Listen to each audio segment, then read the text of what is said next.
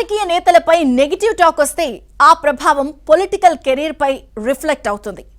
Business నుంచి politics లోకి వచ్చిన ఇద్దరు విశాఖ నేతల భవితవ్యం అగమ్య గోచరంగా మారింది. వైసీపీ అధికారంలో ఉన్నప్పుడు ఆ ఇద్దరు నేతలు ఒక వెలుగు వెలిగిన వారి. పవర్ పోయిన తర్వాత ఎక్కడున్నారో ఎవరికీ తెలియని పరిస్థితి ఉంది. అసలు విశాఖలో ఉంటున్నారా లేదా అన్న అనుమానాలు లేకపోలేదు. పార్టీ పవర్లో ఉంటే లైమ్ లైట్ పాలిటిక్స్ చేస్తాం, లేకపోతే కామవుతాం అన్న ధోరణిలో ఉన్నారు. ఇంతకీ ఎవరా నేతలు? ప్రస్తుతం ఏం చేస్తున్నారు? ఫ్యూచర్ ప్లాన్స్ ఏంటి? For more details watch the story.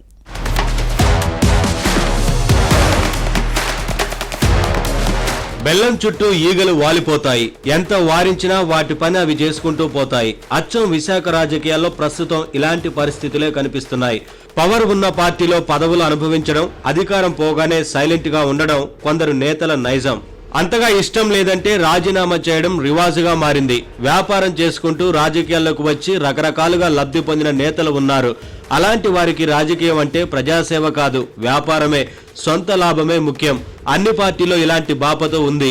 అలాంటి వారిలో మాజీ మంత్రి అవంతి శ్రీనివాస్, ఎంవివి సత్యనారాయణ ఉన్నారు. విద్యా వ్యాపారంలో పేరు తెచ్చుకొని రాజకీయాల్లోకి వచ్చి రాణించారు అవంతి. అధికార పార్టీలో ఉండి పనులు చేసుకోవడంలో దిట్ట. అధికార ఆకర్షణ ఉన్న చోటే వాలిపోయేవారు. 2009లో భీమిలి ప్రజారాజ్యం ఎమ్మెల్యేగా ఎన్నికయ్యారు.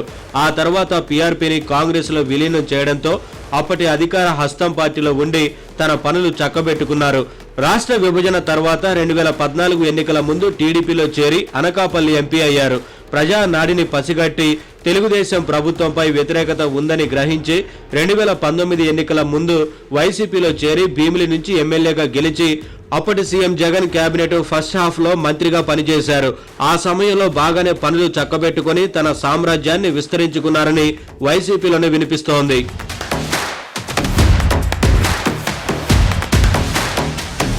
ఇక వైసీపీలో ఉన్నప్పుడు అవంతి జగన్ భజన చేసేవారు. వైసీపీ అధ్యక్షుడు జగన్ ను ఇంద్రుడు చంద్రుడు అంటూ కీర్తించి ఆకాశానికి ఎత్తేవారు.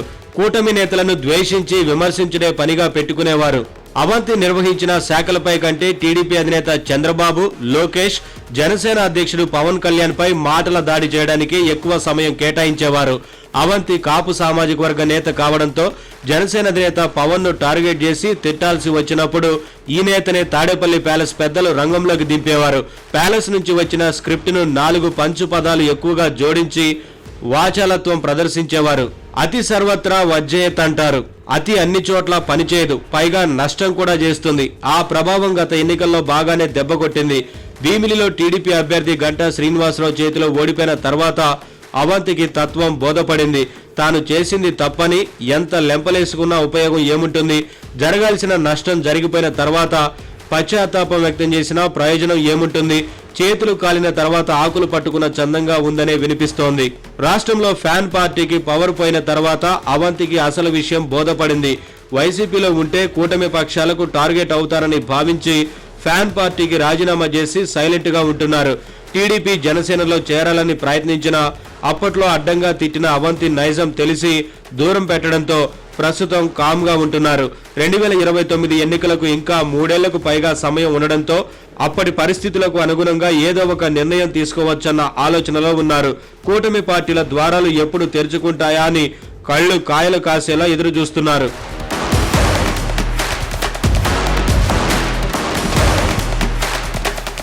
మరోవైపు వైసీపీ విశాఖ మాజీ ఎంపీ ఎంవివి సత్యనారాయణ పరిస్థితి కూడా అవంతి మాదిరిగానే ఉంది. రియల్ ఎస్టేట్ వ్యాపారంలో ఉంటూ రాజకీయాల్లోకి వచ్చి 2019లో ఈ స్థానం ఎంపీగా ఎన్నికై బాగానే పనులు చక్కబెట్టుకున్నారు. డబ్బును చూస్తే కొండ మీదున్న కోతైనా దిగొస్తుందన్నట్టు అధికారాన్ని అడ్డం పెట్టుకుని తన వ్యాపార సామ్రాజ్యాన్ని విస్తరించుకున్నారనడంలో సందేహం లేదు. తనను ఎన్నుకున్న ప్రజల కష్టాలను పట్టించుకోలేదని అపవాదు ఉంది. ఎంవివి సత్యనారాయణ ఎంపీగా ఉన్నప్పుడే విశాఖ స్టీల్ ప్లాంట్ ప్రైవేటీకరణ ప్రకటన వచ్చినా తేలిగ్గా తీసుకున్నారన్న విమర్శలు ఉన్నాయి. 4 మొక్కుబడి మాటలు మాట్లాడి మొసలి కన్నీరు కార్చి చేతులు దులుపుకునేవారు. ఉత్తుత్తి పోరాటాలు చేసి స్టీల్ ప్లాంట్ కార్మికులను దూరం చేసుకున్నారు. నిర్లక్ష్య వైఖరి అవలంబించి చివరికి భారీ మూల్యం చెల్లించుకున్నారు. గత ఎన్నికల్లో విశాఖ ఈస్ట్ అసెంబ్లీ స్థానం నుంచి పోటీ చేసి ఓడిపోయిన తర్వాత సైలెంట్ అయ్యారు.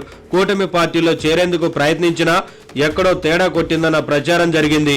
అయితే అవంతి తరహాలో వైసీపీకి రాజీనామా చేయకుండా హైదరాబాద్లో ఉంటూ వ్యాపారాలు చేసుకుంటున్నారు ఈ మాజీ ఎంపీ. ఎంఈవి వైసీపీలో ఉన్నా లేనట్టేనని పార్టీలో వినిపిస్తోంది. అధికారం ఉన్నప్పుడు ఓ వెలుగు వెలిగి మెరిసిన నేతలు ఇప్పుడు కనిపించకపోవడంపై వీరు ఏమైపోయారు, ఎక్కడ ఉన్నారు అన్న చర్చ సాగుతోంది. శ్వాస ఉన్నంత వరకు ఆశ ఉంటుంది. పరిస్థితులను పరిశీలించి రాజకీయాలు చేయడంలో ఆరితేరిన అవంతి ఎంవివి భవిష్యత్ ఎలా ఉంటుందో చూడాలి.